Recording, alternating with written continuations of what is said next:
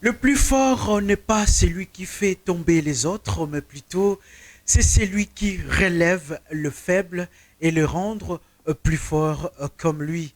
Bonjour, bonsoir, chers amis téléspectateurs. Dépendant de l'heure à laquelle vous nous suivez de part et d'autre, de loin, même aux extrémités de notre pays qui est la République démocratique du Congo. Comme vous l'avez observé que je ne suis pas seul, je suis avec le prophète majeur des nations, Dieudonné Mungu. Voilà, papa, nous vous disons shalom. Shalom, Rémi, l'évangéliste Rémi. En même temps, tu es journaliste. Maintenant, tu Ouais, fais le métier du journalisme. Mais tu es serviteur de Dieu. voilà. Maintenant, je suis très flatté par votre invitation. Merci beaucoup, papa. Et nous rappelons que nous sommes dans l'école de la grandeur, chers amis téléspectateurs, vous tous qui nous suivez. Et c'est une émission auquel vous allez vous habituer. Partout là où vous vous retrouvez, j'aurais souhaité que vous preniez déjà votre stylo et votre calepin. Commencez déjà à écrire parce que l'heure a sonné, l'heure à laquelle vous et nous allons commencer à suivre notre émission L'école de la grandeur. Nous avons comme thème les talents et les leaderships. Daddy, qu'entendez-vous par les talents? Ouais. Les talents, je vais les définir. D'abord, c'est habileté naturelle, Mm. quelque chose que Dieu a investi à une personne. Ouh, C'est ce qu'on appelle les les talents. talents. C'est-à-dire, Dieu est allé s'investir Mm. à une personne. Il est allé s'investir Dans l'homme. dans l'homme. Wow. C'est un mystère. Mm. C'est comme autrefois quand j'enseignais, je disais, Dieu n'avait pas besoin des noms de Marie, mais il cherchait une vierge qui va seulement répondre à l'appel. Mm. C'est là où Jésus devait naître. Et ça dépend des critères de Dieu. Non, ça ne dépend pas des critères, ça dépend seulement de l'acceptation. C'est-à-dire, nous avons deux mystères. Ok. Le mystère des esprits et le mystère de la chair. Mm. Dans les esprits, Dieu parle. Parce que Dieu, c'est un Dieu des esprits. Mm. C'est lui qui gère tous les esprits. Et lui-même étant Et qu'esprit. lui aussi, c'est un esprit, selon Jean 4. Dieu est esprit. Mm. Et maintenant, Dieu aussi a un autre mystère qui se passe à travers les humains. C'est-à-dire, Dieu a besoin de déposer ses talents. Il a besoin de communiquer quelque chose dans l'homme. C'est-à-dire, il a besoin de mettre une capacité dans l'homme pour accomplir une tâche, une mission. Et dans le domaine des talents, cette habileté, c'est-à-dire Dieu veut que, par exemple, il a besoin que dans le 21e siècle, la technologie doit évoluer. Mais il doit aller chercher maintenant des personnes qui ont des talents afin que la nation, les nations Mm. profitent de ces talents afin de vivre dans le 21e siècle. Donc, les talents, comme je vous ai expliqué, pour bien encore regarder dans mes notes avant que je donne la révélation dans le bon sens, comme je vous ai dit, le talent, c'est habileté naturelle, quelque chose que Dieu a investi Dans l'homme. dans l'homme pour accomplir une mission sur terre. Très belle précision, papa. Mais d'entrer dans le jeu, nous entamons vraiment des questions affilées par rapport aux besoins des téléspectateurs. Mais y a-t-il une différence entre les talents et les leaderships? Ouais. Maintenant, le problème qui tue le monde aujourd'hui, c'est le monde des combats des leaders et les combats des talents. Mais le leader entre eux ne se combat pas, mais se complète de leur leadership. C'est l'égoïsme quelque part. C'est l'égoïsme. Les gens qui ont des talents, ils ne se combattent pas entre eux, mais ils se mettent en commun accord pour profiter des talents des autres. Et si tu constates que un leader combat un autre leader, il n'est pas un leader. Parce que tu es appelé un leader à travers un talent, à travers un don, à travers une capacité que Dieu a investie à vous. Et dès que tu prends, parce que quand on parle d'un leader, plusieurs personnes ne comprennent pas. Qui est un leader? Un leader est celui qui prend les talents que Dieu a mis à sa disposition. Dieu a investi à sa disposition. Il prend ces talents, il le met à la disposition des autres. Et cette génération qui ont réussi ces talents qui ont profité de ces talents, qui ont profité de cette idéologie, on commence à l'appeler notre leader. Notre leader. Notre leader. Pourquoi on t'appelle notre leader? Parce que tu as pris quelque chose que Dieu a investi en vous et vous avez mis ça à la disposition des autres. Et cette génération vous appelle leader. Papa, mais comment détecter les talents? Maintenant, on détecte le talent de plusieurs manières. J'ai donné par exemple un signe. Par exemple, si j'ai un talent, je ne forcerai pas. C'est le peuple qui vont découvrir que ce message est un talent. Et quand tu as un talent, les gens t'écouteront facilement. Les gens t'obéiront facilement. Les gens se soumettront facilement. Vous n'avez rien à forcer. Vous n'allez rien forcer, l'évangéliste Jérémie. C'est-à-dire, c'est le talent qui parle lui-même. C'est le talent qui parle dans votre place. Le talent défend votre leadership. Le talent pousse votre leadership de devenir encore très fort et très efficace. Si tu as l'incompréhension de votre talent, tu doteras aussi votre leadership. Parce que le leadership dépend du talent et le talent dépend du leadership. C'est le leader qui gère son talent et le leader qui prend son talent, qui met à la disposition des autres. On l'appelle leader. Par exemple, je donne l'exemple, comme j'ai parlé, l'exemple de Bill Gates. Bill Gates n'était pas né leader, n'était pas leader. Il est devenu leader, mais Bill Gates est né avec un talent. Il n'est pas né leader. Il est devenu leader à cause du talent que Dieu a mis à sa disposition et il a utilisé le monde informatique. Et en utilisant le monde informatique, et quand ça commence à prendre des ampleurs, parce que tu peux utiliser WhatsApp, c'est l'informatique. Tu peux utiliser le Facebook, c'est l'informatique. Aujourd'hui, rien n'échappe à l'informatique. Tu peux utiliser ne fût-ce que le Twitter, tu peux utiliser Instagram, tu peux utiliser TikTok. Ça tourne toujours sur l'informatique. Quand toi tu deviens millionnaire dans le Facebook, lui devient multimilliardaire. Parce que la base, ce n'est pas celui qui a créé le Facebook, mais celui qui a créé l'informatique. Donc, il devient même le leader, le patron de celui qui a créé le Facebook parce qu'il est en train de s'investir dans un domaine de quelqu'un qui avait réussi son temps-là et celui qui devient le chef et le patron. Wow. Très important à vous tous qui nous suivez. Je rappelle que votre numéro est là, vos numéros sont là et le prophète majeur est toujours disponible et disposé à vous recevoir à n'importe quel moment où vous avez vos préoccupations. Mais papa, dans un ministère, quelle est l'importance du talent dans un ministère? Comme nous sommes dans des églises et puis on sert Dieu, mais l'importance du talent dans un ministère donné. Je donne un exemple. D'abord, c'est que tu peux retenir l'évangéliste Jérémie, les journalistes du moment. Ok, papa, merci. Le talent, c'est Dieu qui le donne. Nous avons lu un passage, on ne peut pas le lire parce que l'émission ça court vite, mais comme je l'ai pensé, c'est dans Matthieu 25, 14 à 30. Lisez à la Bible dit, il donna 5 talents à l'un, 2 à l'autre et 1 à un troisième. Chacun selon sa capacité. Wow, ça c'est une précision. Ça c'est le problème des leaders de cette génération. Aussi, c'est à travers le politicien de cette génération et c'est aussi à travers les hommes de Dieu de cette génération, selon sa capacité. Dieu donne à chacun selon sa capacité. Donc, ce que je peux dire, c'est quoi? Homme de Dieu. Et vous avez dit, rappelez-moi ce que vous venez de dire. L'importance du talent dans un ministère. Les talents jouent un grand rôle dans un ministère. Par exemple, nous sommes dans le 21e siècle. Okay. Et dans le 21e siècle, nous touchons toujours le monde de Bill Gates. Le monde informatique, la technologie est en vitesse. Nous, en Europe, nous sommes déjà dans le 5G. Wow. Et nous, en Europe, nous sommes déjà dans le 5G.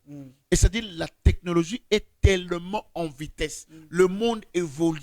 Et dans les jours à venir, vous verrez, on n'aura même pas besoin de votre carte d'identité. Tout sera numérique et tout sera... C'est-à-dire comme aujourd'hui, nous voyons comment même la technologie a changé, même à travers la télévision. Nous avons maintenant des télévisions numériques qui n'étaient pas. Et aujourd'hui, nous avons vu même d'autres appareils que les gens ont achetés, d'autres ont perdu leurs appareils parce que la technologie évolue. Archaïque. Ça devient archaïque. C'est-à-dire que le talent joue un grand rôle dans ce 21e siècle.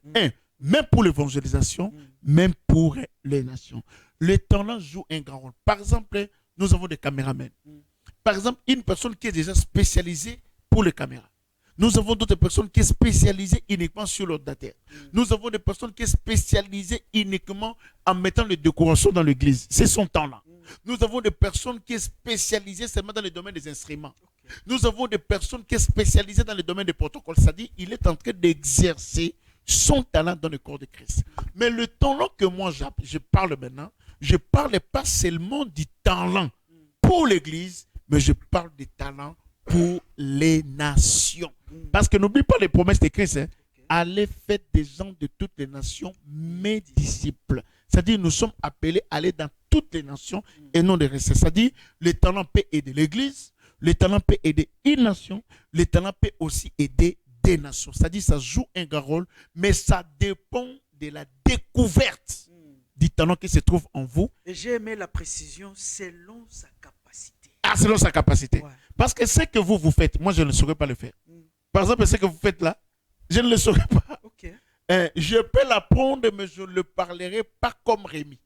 Parce que Rémi a découvert son talent et il a cherché à étudier pour améliorer son talent. Très important. Parce qu'il y a aussi des études. Comment on fait pour améliorer les talents? C'est ça l'école de la grandeur. Très important. Voilà, l'école de la grandeur continue, mais tout en nous confiant toujours, en restant dans notre thème, les talents et les leaderships. À travers cette émission, moi, j'ose croire que vous allez vous découvrir. Si vous êtes parmi dans la lignée des leaders, vous allez vous découvrir durant toute cette émission. Papa, qui est-ce qu'on peut appeler un leader aujourd'hui? Ah, un leader est celui qui prend son talent et le met à la disposition d'un peuple, d'une nation, d'une famille, d'une fondation ou quelque chose de politique. C'est-à-dire, il prend son idéologie, il prend ses talents, il prend la capacité que Dieu l'a donnée. C'est-à-dire, en d'autres termes, parce que quand tu as les talents marchent avec le visionnaire. Tu peux avoir les talents, sans la vision, le talent peut mourir. Ok. Parce qu'à celui qui l'avait donné les talents, il a donné à l'un 5, l'autre 2, troisième 1. Pourquoi l'autre a enterré son talent? Parce qu'il n'avait pas la vision de son talent. Donc, si le talent n'est pas exploité, Dieu aussi peut récupérer son talent. Dieu va le récupérer et donner à celui qui a encore la capacité de multiplier. Parce que Dieu n'est pas gaspillé de talents, mais il aime toujours voir son talent se multiplier. C'est-à-dire, s'il met le don de journalisme en vous, tu ne peux pas le cacher. Il faut que tu puisses faire d'autres journalistes qui vont rester l'idéologie des Rémi. Par exemple, nous avons vu dans notre pays, comme c'est l'école de la grandeur, nous avons vu par exemple comme Lingala Facile. Voilà. Nous avons vu qui a exploité cela, qui a donné cela au peuple congolais. C'était qui? Zacharie Bababouassou. C'est-à-dire, c'est un leader de sa génération. C'est-à-dire, même si quelqu'un vient, il dit, moi j'ai fait ça, moi j'ai fait ça. La source, on voit qui? Zacharie Bababouassou, par exemple. C'est-à-dire, il a pris son idéologie. Il a pris ce qu'il avait comme pensée. Dieu a donné à lui cet talent et il met aux autres. Et tout le monde commence à parler le langage le plus facile, la façon le plus facile pour se communiquer avec le peuple qui sont faciles. C'est dans ce sens-là. Donc, si tu veux être un leader dans ta génération, prends les talents que Dieu a mis à votre disposition, mets-les au peuple, mets-les aux gens qui t'entourent, aux gens qui te suivent, et les gens de ta génération t'appellera leader. Et non, pour dominer, ce n'est que pour expliciter, pour expliquer, pour que les gens comprennent la vision, la pensée, le talent que Dieu avait mis à votre disposition. Rémi. Très important, papa. Mais sinon, aujourd'hui, là, comme nous sommes dans le 21e siècle et la technologie prenne vraiment la vitesse. Mais sinon, si nous rentrons quelques plus années plus tard, et dans le jadis, nous étions encore enfants, nous autres là, mais les leaders comme les musées, Aïdina Bala, toute cette génération-là, on ne sait plus citer cela. Où sont-ils passés, cette idéologie-là, papa? Je te parle la vérité. L'égoïsme, le manque d'un bon leadership dans notre pays a détruit la génération du 21e siècle. C'est-à-dire, et n'oublie pas, le POC d'Alexandre Mouzé Aïdine Abal, le POC de Benson Idaoussa, le POC de Telos Born n'est pas le même époque d'aujourd'hui. Dans cette époque, la technologie n'était pas évoluée. Tout le monde avait besoin d'un leader pour comprendre la pensée. Parce que nous avons deux choses. Les leaders et celui qui suit les leaders. Ok. C'est-à-dire, maintenant, qu'est-ce que les gens font? Aujourd'hui, nous avons des suiveurs, mais nous n'avons pas de leaders. Ouais. Les gens qui suivent. Et nous avons des leaders qui montrent comme s'ils sont, mais ils ne le sont pas. Parce qu'un leader doit chercher à former pour avoir des leaders comme lui. Afin qu'il y ait les descendants. Jésus qui a dit, tel qu'il est en haut, tel que je suis en bas. C'est lui qui a vu le Père, ma vie. Ça dit, un leader et celui qui écoute son message, ce sont les gens qui ont le même valeur, qui ont le même sens, qui ont le même pensée, qui parlent le même langage. C'est pour te dire que l'époque d'Alexandre Mosé Aïdine à Bâle, comme la technologie n'était pas évoluée et c'était des hommes un peu sincères, sévères, mais eux aussi, ils ont communiqué la foi, mais ils n'ont pas communiqué la vraie pensée du talent. C'est pour cela, après la mort de Mosé Aïdine à Bâle, nous avons vu maintenant une génération qui est en train de se perdre, où chacun veut devenir être leader, où chacun veut faire ce qu'il pense faire, même en exerçant d'autres pratiques. Si nous rentrons maintenant dans l'église actuelle, les gens prient les dieux d'Alexandre Mosé Aïdine à Bâle, mais qui font les maquions, qui fabriquent des prophéties, qui fabriquent des guérisons. Mais si quelqu'un retourne dans le port de l'Alexandre Mosé Aïdine à Bâle, c'est difficile de fabriquer le miracle. Même s'il y avait des gens qui le faisaient, mais c'est difficile de les détecter parce que la technologie aussi était un peu pas évoluée. Mais dans notre époque, quand on parle là, les gens qui nous suivent comprennent que ça c'est faux, ça c'est vrai. Même quand on enseigne, on sait que ça c'est plagiat, ça c'est plagiat, ça c'est ceci, ça c'est cela. On ne peut pas tricher à cela. Ça dit que dans cette époque-là, nous avons vu qu'il y a beaucoup de gens qui se sont convertis. Dans notre époque, nous avons des personnes que nous pensons qu'ils sont convertis dans nos églises, mais qui ne sont pas convertis. C'est parce qu'il y a un mauvais leadership. Et dans notre époque, c'est difficile de voir un leader amener une foule, aller les baptiser. Il ne peut pas le faire, mais il envoie d'autres personnes aller baptiser les gens. Voilà. Nous avons des personnes aujourd'hui qui ne peuvent jamais accepter d'aller même dans les fonds du village pour aller prêcher, mais il va chercher à aller en Europe. Pourquoi? Parce que la technologie évolue, c'est-à-dire les endroits les plus reculés, les gens n'ont plus besoin de ça. Pourquoi? À cause de manque de vrais leaders. Alors que les âmes se perdent de l'autre côté. Les âmes sont perdues, les âmes sont à l'envers, et ce sont des gens qui donnent la pensée de piété, mais ils sont déjà à l'égarement. Donc dans notre nation, c'est très difficile de découvrir des bons leaders à cause de l'apparence. Parce que les gens jugent par l'apparence. C'est pour ça que Dieu regarde le cœur. Parce que quand tu regardes beaucoup de prédicateurs aujourd'hui, cherchent à donner l'impression. Tu verras quelqu'un qui s'habille très bien. Voilà. Quelqu'un qui a une belle voiture. Quelqu'un qui cherche à mettre le bon sens dans son église. Mais intérieurement, la folie de la grandeur. Mais intérieurement, il n'est pas grand. Je vais te dire quelque chose qui peut te choquer. Vas-y, papa. Vas-y. Le peuple en a besoin. C'est l'école de la grandeur. Parce que notre objectif, c'est de réveiller la génération précédente. Ceux qui viendront après nous, de devenir de vrais leaders dans leur génération. Voilà. Tu sais que dans notre époque ici, nous, dans le domaine religieux, on est incapable d'influencer le domaine politique. Ça se voit. On ne peut pas influencer le monde politique. On ne peut pas influencer ni des grands là. Quand je parle des grands, ça dit parce que Dieu a fait de nous un peuple de sacrificateurs et des rois nous régnerons sur cette terre. Pourquoi? Nous sommes des pasteurs mendiants. Nous sommes des faux pasteurs. Nous donnons des sens d'être vrai, mais intérieur, tu es en face d'un politicien, mais tu es allé mendier. Tu trembles devant un politicien. Un politicien te fait déplacer de sa maison, lui il est dans sa chambre, il dort, toi tu es dans le salon, il te dit tu dois l'attendre et tu verras qu'un pasteur qui peut rester dans la maison d'un politicien pendant plus de 5 heures, 6 heures, sans rentrer. Alors qu'il est ministre de Dieu. Il est ministre de Dieu. C'est-à-dire le ministre est l'acculé dans le monde et l'autre ministre. Les deux sont toujours dans le service des nations. Mais le ministre de Dieu est au-dessus des ministres qui est en train de servir dans le monde. Parce que toute autorité vient de Dieu. Mais l'homme de Dieu est au-dessus. Parce que la Bible dit, c'est sans contredire, l'inférieur doit être béni par le supérieur. Quand on reçoit les mandats, on reçoit l'onction. Moi, je vais révolutionner ma génération. Pourquoi je vais révolutionner ma génération?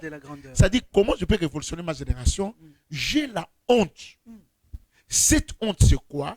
De voir comment les hommes de Dieu s'humilient devant les politiciens. comment les hommes de Dieu s'humilient devant ces gens-là qui disent qu'ils ont l'argent. Et ça discrédibilise. Et ça, donc, ça doit te ramener plus bas. Mais si nous regardons dans les époques comme des personnes comme des Idaosa, des personnes comme des Telos Bond, des personnes comme de Douémi, des personnes comme d'Alexandre, c'est un peu difficile. C'est-à-dire, dans notre génération, tout le monde veut être au milieu de ces grands-là, mais avec un mensonge, avec une autre casquette. Et non pour aller donner le message qui vient de la part du Seigneur. C'est pour ça que notre pays est détruit. Parce que dans le domaine politique, il n'y a pas de leader. Il n'y a pas de talent. Dans le domaine spirituel, il y a les talents, il y a les leaders qui sont étouffés. Et le faux leader qui cherche à prendre le leadership sans message, sans idéologie, sont en train d'étouffer les mystères et les prophètes et les gens qui sont capables même de défier dans le domaine politique, même dans le domaine ministériel, en fait que notre pays reproduise. Pour qu'il y ait le changement au Congo, il faut que l'homme politique et l'homme spirituel changent la mentalité, retournent dans le véritable Dieu et notre nation va s'élever. Alors que nous chantons toujours changement de mentalité, mais rien ne change. Non, ça ne peut pas. La mentalité ne change pas par la prière. C'est d'abord la conscience humaine. Il faut que ma propre conscience dise que la façon dont je conduis ma vie, Dieu n'est pas content. C'est-à-dire, la repentance, ce n'est pas quand on dit Seigneur, pardonne-moi. La repentance, quand l'homme intérieur refuse de faire ce qu'il faisait. Le renouvellement Et de automatiquement, ça va refléter l'extérieur. Et c'est alors que nous allons marcher. C'est-à-dire, nous vivons par l'apparence, nous vivons en montrant la piété, mais on ne vit pas dans la piété. Et nous vivons par l'apparence et nous détruisons la génération précédente. Ce que je dirais, comme c'est l'école de la grandeur, si tu veux devenir un bon leader, sois à côté d'un leader sincère. Un leader qui découvre les talents qui se trouvent en vous, qui excite les talents. Je vais vous donner un exemple. Vous allez constater que les sacrificateurs Élie n'étaient pas jaloux du don que Dieu a donné au petit Samuel qui dormait dans le temple. Il n'était pas jaloux. Mais il était même content. C'est un leader qui n'a pas étouffé. Qui n'a pas étouffé les dons. Si c'était le leader de notre génération, mais il peut étouffer les dons du jeune Samuel qui était dans sa maison, qui était dans le temple. Et c'est ce qui se passe aujourd'hui. Nous avons les sacrificateurs Élie négatifs qui cherchent maintenant à détruire les dons qui se trouvent auprès de Samuel actuel. Parce que nous avons des Samuel actuels qui ont les dons, mais qui n'ont pas de bons leaders et leur don prophétique est détruit. C'est pour ça que j'avais remarqué, dès que Samuel écoutait la voix de Dieu, dans 1 Samuel chapitre 3, je crois, dès qu'il écoutait la voix de Dieu, il écoutait Dieu le parler, mais il entendait la voix de son maître. Mais ce n'était pas son maître qui l'appelait, mais c'était Dieu qui l'appelle. Mais comme nous aujourd'hui, au lieu d'écouter la voix de Dieu, nous écoutons la voix de nos maîtres. Et quand nous courons vers nos maîtres ne nous montrent pas le vrai sens du message que Dieu donne à cette génération. Et ils nous étouffent parce que nous courons derrière eux. Écoute-moi, ne cours jamais derrière un leader qui n'a pas un message. Ne cours jamais devant un leader qui ne peut jamais exciter les talents qui se trouvent en toi. Cours derrière quelqu'un qui peut être petit, mais qui comprend la chose costaud qui est en toi, qui peut être dans le profit de l'Église, même dans la nation. C'est la personne qu'on peut appeler leader. Très important. Merci beaucoup. Je crois bien que vous êtes très édifiés.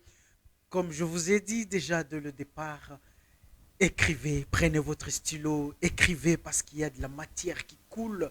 Et je vous rassure que c'est de la matière grise par le Saint-Esprit bien-aimé. Papa, quels sont les signes qui accompagnent un bon leader?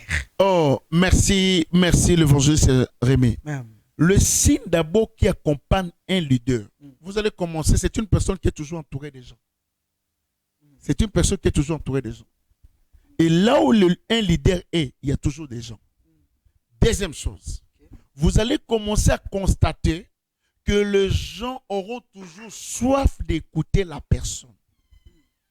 Troisième chose, quels sont les signes qui peuvent accompagner un leader? Son message est toujours suivi et son message doit être toujours pratiqué. Il ne force pas. Il ne force pas la nature. Il ne force pas les gens. Dès qu'il donne un mot Il n'écrit pas sur les gens. Il ne domine pas sur les gens. Un leader ne domine pas. Mais un leader donne le message avec simplicité. Mais le message passe. Un leader a un caractère divin. Un leader est en train c'est-à-dire d'être comme Dieu. Lent la colère, riche en bonté. C'est-à-dire, il est un homme particulier. Et il est particulier. Voilà. Il fait des choses, comme on peut dire, il fait des choses en merveille. C'est-à-dire, quand quelqu'un remarque, il dit que ça, c'est un leader. Mais le bon signe, les gens seront toujours tout autour de lui. Et son message sera bien expliqué, même après sa mort. Son message va continuer. Par exemple, notre leader, le Christ, il est mort, mais son message continue parce qu'il était un vrai leader et un bon leader. Son idéologie est restée. Et toute personne qui suit le même idéologie que Christ a laissé, ce sont des gens qui bougent les nations, ce sont des gens qui vivent dans un bon leadership, dans une grande école de la grandeur. Ce sont des gens qui mettent leur talent en pratique. Regarde Pierre. Un tendancier en pêche est devenu tendancier dans quel domaine? Dans le pêcheur d'hommes. Je vais te donner une révélation. Vas-y, papa. Regarde le leader de Christ. Il savait que on lui demandera l'impôt dans l'avenir. Mais l'argent de Christ, ça ne se retrouvait pas entre les mains des gens. L'argent de Christ, ça se retrouvait dans l'eau. Mais il a fallu qu'il puisse déjà gagner Pierre, les convertir en Christ pour lui faire pêcheur d'hommes, parce qu'il savait que Pierre, comme il est spécialiste dans le pêche, le jour où on demandera l'impôt dans sa vie, il va envoyer Pierre parce qu'il savait l'argent de sa destinée ne se retrouvait pas entre les mains des gens. L'argent de sa destinée se retrouvait dans le ventre du poisson. Mais il a fallu maintenant l'expert en pêche, c'est-à-dire un tendancier en pêche pour aller pêcher et récupérer cet argent, payer pour lui-même Pierre et payer aussi pour Dieu. C'est-à-dire ceux qui ont des talents profitent même des mêmes talents et Dieu aussi profite de ces talents. De la même façon, Pierre a payé l'impôt pour Christ et il a aussi payé son impôt parce que Jésus était un bon leader. Il a déjà vu ce qui était en Pierre et le don qui était en Pierre a aidé Christ de ne pas être et ne pas scandaliser les gens en payant son impôt. Daddy, vous habitez souvent, vous êtes en cheval de l'Europe à Kinshasa. Quel contraste vous auriez faire entre l'homme noir et l'homme blanc? Oh, mon ami, tu veux que je te choque un peu? Oui, vas-y papa, c'est pour l'intérêt de notre pays. Un mauvais leader, c'est l'homme blanc. C'est-à-dire? L'homme blanc n'est pas un leader, l'homme blanc c'est un dominateur. L'homme blanc c'est un manipulateur. L'homme blanc c'est le plus grand sorcier du monde. Wow. L'homme blanc c'est le plus grand destructeur. L'homme blanc est celui qui aime voir dans la poche de quelqu'un. L'homme blanc est celui qui aime quitter sa limite pour aller dans la limite des autres. L'homme blanc est celui qui quitte sa cage pour aller dans la cage d'une autre personne. Si tout ce qui arrive aujourd'hui dans la vie d'un peuple noir, c'est les blancs qui ont amené cette histoire de la corruption, de tuerie. D'abord, l'homme noir ne connaît pas verser le sang. Je te donne un exemple.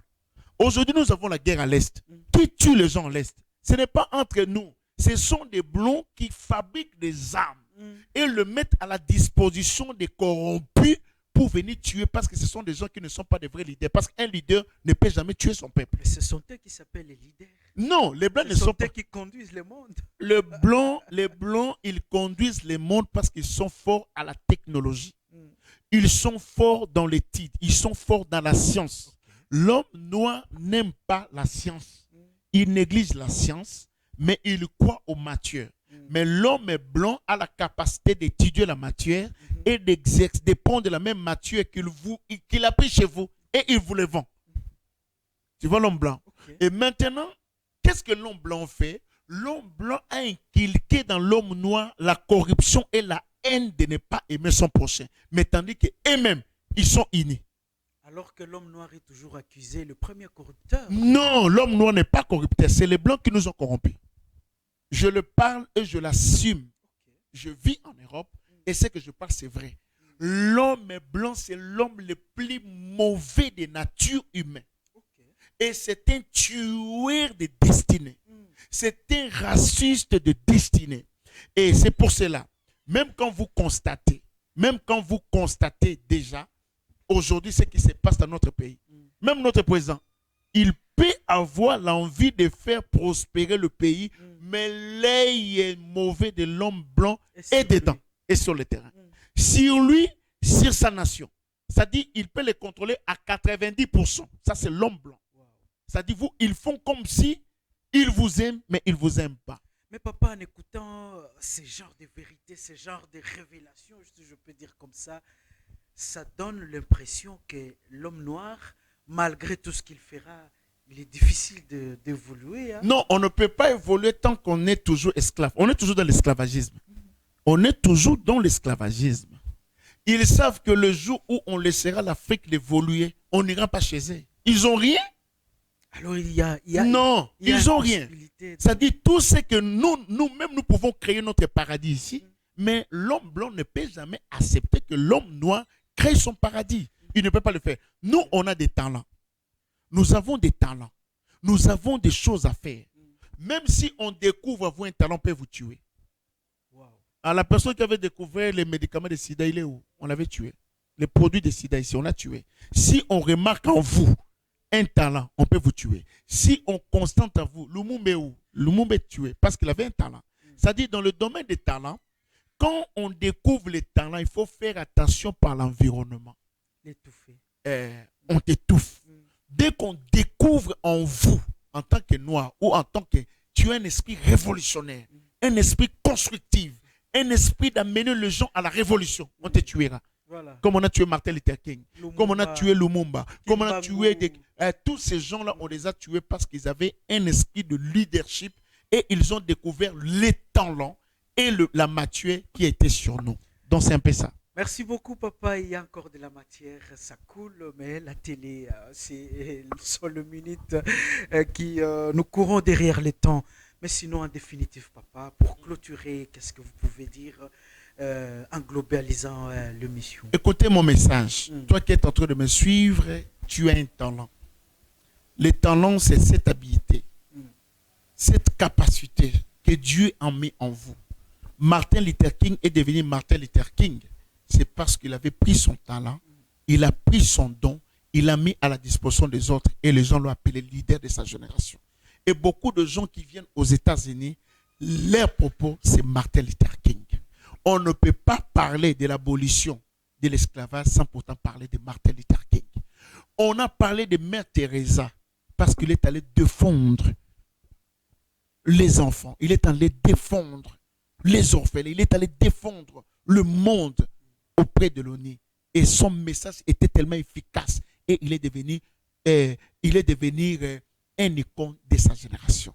La personne qui a construit le Tour Eiffel, nous voyons que des fers, mais il était devenu quelqu'un le plus considéré. Et aujourd'hui, la France, quand on parle de la France, on voit le Tour Eiffel. Nous avons vu des personnes comme des T.D. Jakes. Son message a révolutionné aussi le monde chrétien. Mais nous n'avons pas de chrétiens qui peuvent faire révolutionner le monde à cause des talents. Pourquoi? Parce qu'on est limité. Les mages ont découvert les talents en Christ parce qu'en eux, ils avaient les talents et Jésus avait aussi les talents. Ceux qui ont des talents ne se combattent pas. Ceux qui ont des ministères vrais, authentiques, ils ne peuvent pas combattre ceux qui ont des ministères. Ceux qui ont les dons de guérison, ils ne peuvent pas combattre ceux qui ont les dons de guérison. Ceux qui ont les dons prophétiques, ils ne peuvent pas détruire ceux qui ont les dons prophétiques. Ce que je peux donner en guise de conclusion, tu veux être un leader, prends les talents qui est dans votre disposition, mets ça à la disposition des autres, on t'appellera leader de ta génération. Wow. Si Jacob était devenu un bon leader chez son beau-père, chez son oncle Laban, parce qu'il avait pris les talents, il a mis ça à la disposition de son oncle et de la famille et il était le leader de sa génération.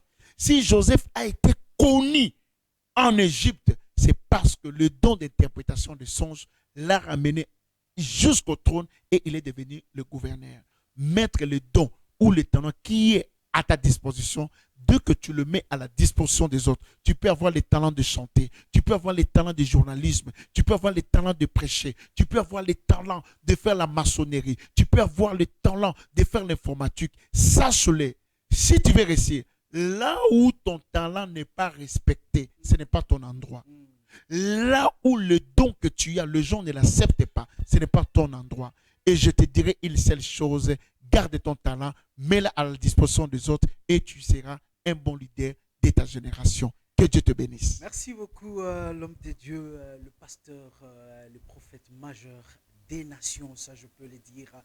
C'était l'émission L'école de la grandeur. Notre devoir, c'est d'accompagner le visionnaire et sa vision. Et voilà pourquoi nous sommes là. Le temps est comme de l'argent, mais si on ne le saisit pas, il sera parti. On se retrouve à la prochaine et nous vous disons au revoir. Moi, c'est Rémi Kabongo. Au revoir. Au revoir. Merci, papa. Très belle émission.